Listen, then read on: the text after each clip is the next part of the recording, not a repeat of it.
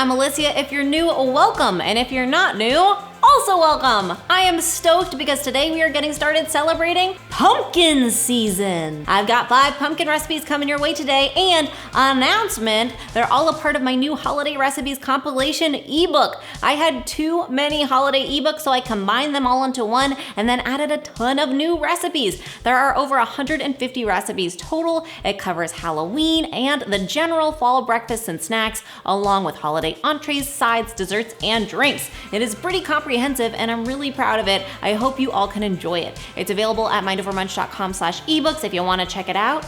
Discount code to come. We're getting started with the pumpkin cookie bites recipe.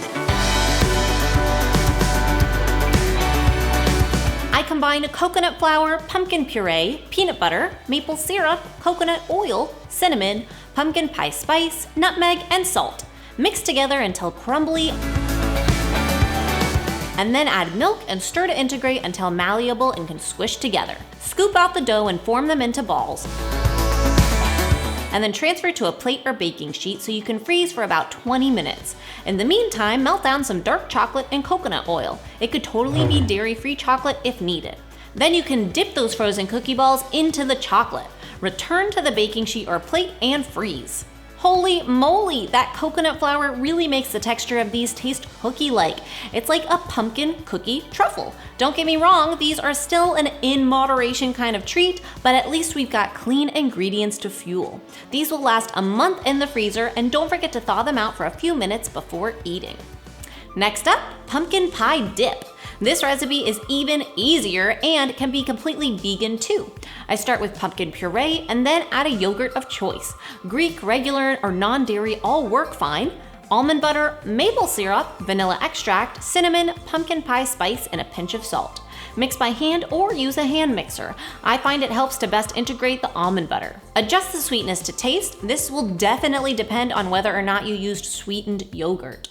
This is so smooth, creamy, and tastes like fall.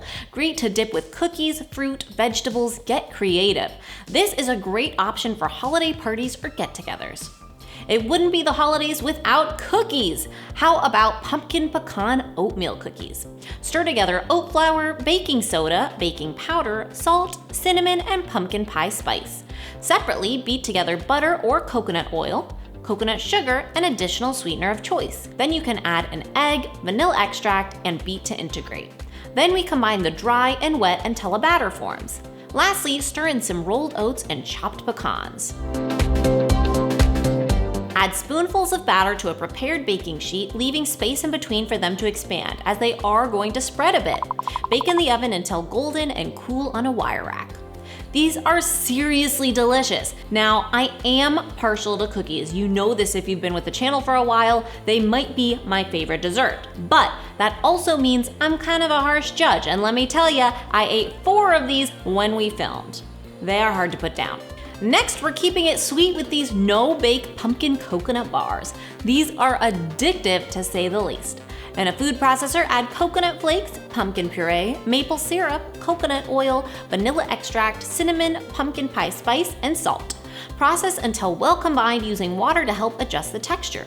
We want it sticky but cohesive. It doesn't need to be a paste, and you should still see the coconut shred texture. Press into a loaf pan lined with foil and freeze for a few hours until firm. Cut into squares or bars and devour.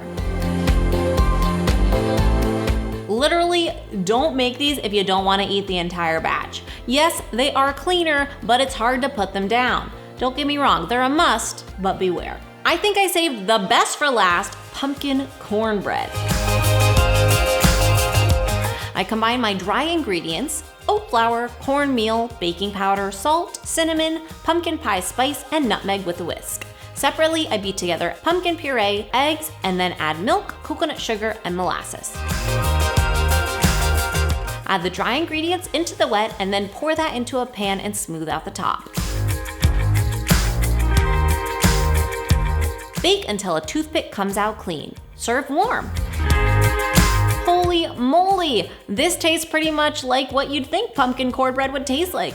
It's savory and a tad sweet, but not overwhelming. And that spice makes it really feel like fall. I will be saving this recipe for Thanksgiving. And not to mention, it's gluten-free.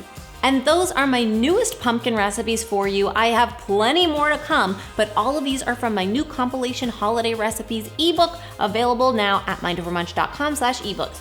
You can use the code PUMPKIN, big surprise, for 10% off any ebook or package of your choice this week only. Let me know which pumpkin recipe you're most excited to try, and if you have any holiday recipe requests, let me know those in the comments as well. I'll see you next week, and remember, especially during pumpkin season, it's all a matter of mind over munch.